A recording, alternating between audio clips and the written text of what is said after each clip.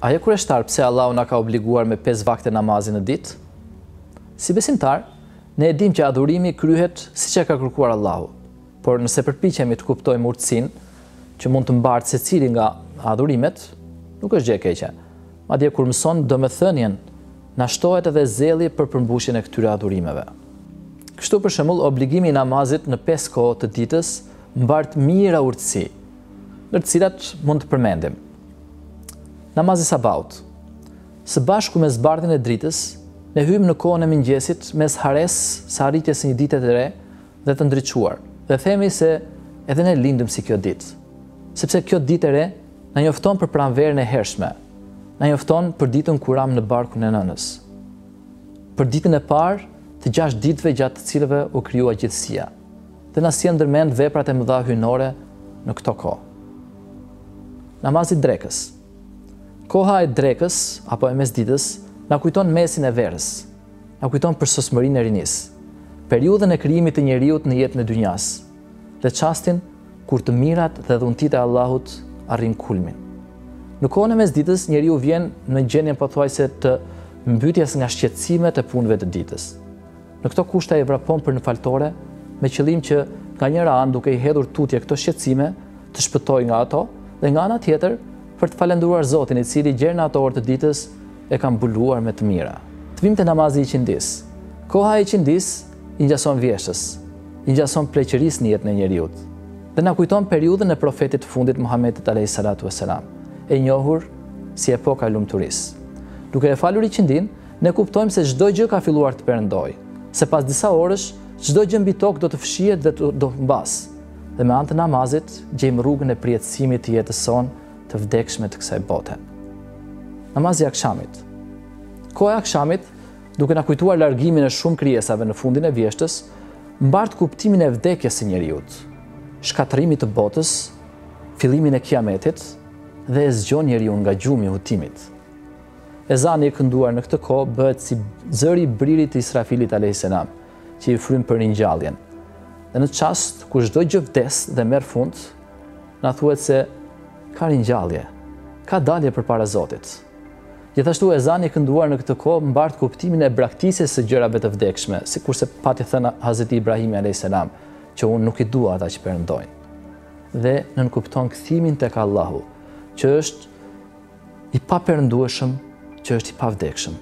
Sepse Allahu xhaleshanuhu është ahad, i vetëm, është samet, i vetë mjaftueshëm dhe vetë ekzistent.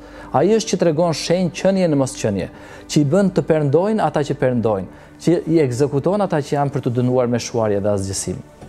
Prap, është ai që do ta kthejë mosqenien në qenie, që do të dhurojë fuqi pas shuarjes, që do t'u jap pasion dhe emocion zemrave pas vdekjes, dhe mendim mendjeve pas shuarjes së çdo mendimi në to, që do t'u jap jetë zemrave të vdekura.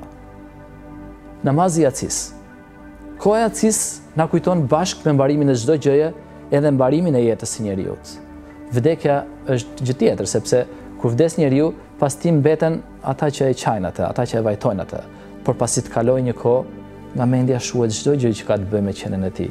Shpirtrat zbrazen nga kuptimi për të, dhe sipas shprehjes së versetit kuranor, njeriu ikën e harrohet. Do me thënë se me kalimin e viteve, njeriu bëhet sikur s'ka jetuar fare. Ja pra, koha e Yacis i kujton njeriu atë çast kur çdo gjë do të jetë konsumuar dhe do të ketë mbaruar, dhe kur ai të mbes pas një lloji ndriçimi.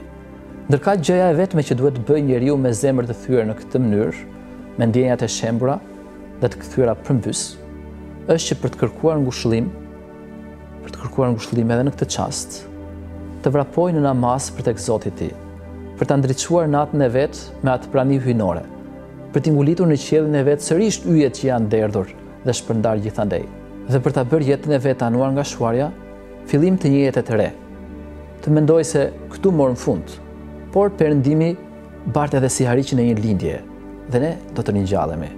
Dhe me këto ndjenja ta mbështes ballën në tokë.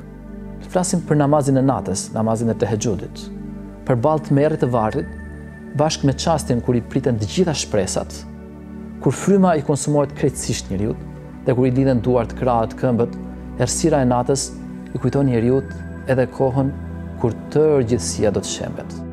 Përballë këtij tmerrit të varrit, njeriu bëhet sikur ta ketë zënë makti. Kërkon të flas por nuk flet dot. duart e këmbët si lëviz dot. Thërret, por se bën dot askënd ta dëgjoj, dhe si i vdekur rrit pres premtimin, rrit pres ringjalljen e vet. Ja pra, vetëm ai që është njeri mundet ta kuptojë se ç'veprimi i ndritshëm dhe i begatë është që të ngrihet për të falur namaz pikërisht në këtë kohë, dhe të lërë një mbi dallgët e errësirës së natës, ta ndriçojë tërë jetën e vet dhe natën e vet të errët. Kurani qëndron me këmbgulje mbi adhurimin e natës, dhe atyre që kërkojnë të bëhet interpret profetit alayhis salatu wassalam dhe mesazhit të tij u thot me fjalët e drejtuara profetit: O ti i mbuluar, ngriu natën dhe me përjashtim të një pjese të vogël, kaloje atë me adhurim.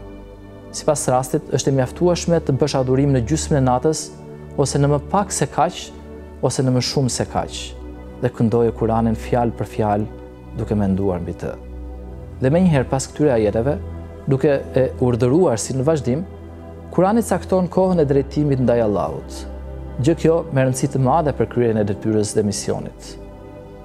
Siç thot Allahu, padyshim ngritja në natën dhe adhurimi janë më me efekt dhe sigurojnë një këndim më të rregullt dhe më të saktë të Kuranit, kurse ditën është një grumbull punësh që të preokupon.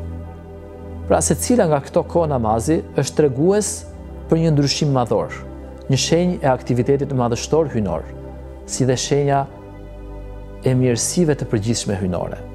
Namazet e një dite mbartin kështu simbolikën dhe domethënien e gjithë historisë krijimit, e krijimit të kësaj bote dhe të udhëtimit përtej, si dhe na përgatisin neve për këtë udhëtim.